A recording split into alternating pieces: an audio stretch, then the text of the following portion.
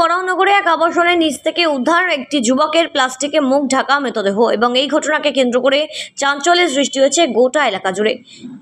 খুন বলে দাবি করছে আবাসিকরা। তবে গোটা বিষয়টি ইতিমধ্যে তদন্ত শুরু করেছে বরাহনগর থানার পুলিশ।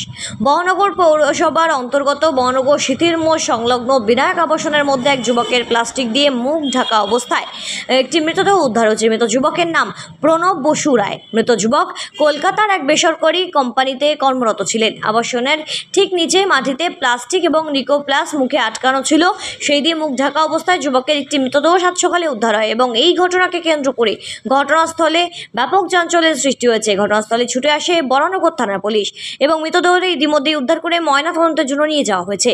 ঘটনাকে কেন্দ্র করে আবাসন চত্বরে বেশ কানাঘুষো শোনা যাচ্ছে। খুন বলে দাবি করছে আবাসিকরা। তবে এই ঘটনার জেরে ইতিমধ্যে এখনও পর্যন্ত মুখ খুলতে নারাজ পরিবারের লোকজন। তবে ঘটনার তদন্তে ফরেন্সিক দল মৃত যুবকের আবাসনে এসেছে এবং ইতিমধ্যেই গোটা বিষয়টি নিয়ে তদন্ত শুরু করেছে বরাহনগর থানার পুলিশ।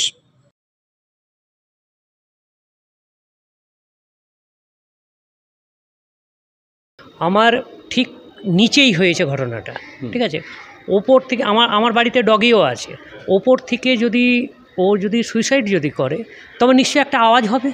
আওয়াজ হলে প্রথম আমার ডগি আমার জানে, এতটাই আমার ইয়ে হচ্ছে, ঠিক আছে। কিন্তু মনে হচ্ছে যে এটা সুইসাইডের কেস যতটা আমার মনে হচ্ছে নয়। এটা কি অবস্থায় ছিল? এটা অবস্থায় ছিল পুরো মানে ওই মুখের মধ্যে পুরো আপনার প্লাস্টিকের একটা মানে পলিথিন পুরো ইয়ে করা ছিল। তারপরে ওই ইয়ে দিয়ে ওই র্যাপার দিয়ে নিয়ে পুরো মুখটাকে বন্ধ করা ছিল। কি নাম জানেন? নামটা হচ্ছে সৌভিক বোস না এরকম।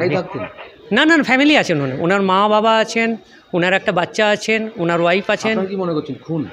আমার তো মনে হচ্ছে এটা তো পরিকল্পনা একটা মার্ডার। यहाँ सर हम अपना ड्यूटी कर रहे थे। हम ड्यूटी पर अन्य साइड पर थोड़ा था तो यहाँ पर एक ठो लाश पड़ा हुआ था। ऊपर से गिरा है?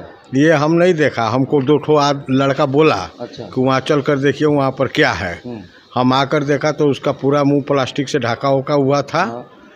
तो और हमको देखने में ही लगा कि सांस नहीं चल रहा है। अच्छा। हम अपने सीनियर का फ़ोन किया, सीनियर आया, वो लोग मिलजुल कर थाना को फ़ोन किया। यही है और कोई बात। कौन सा बिल्डिंग में रहता था?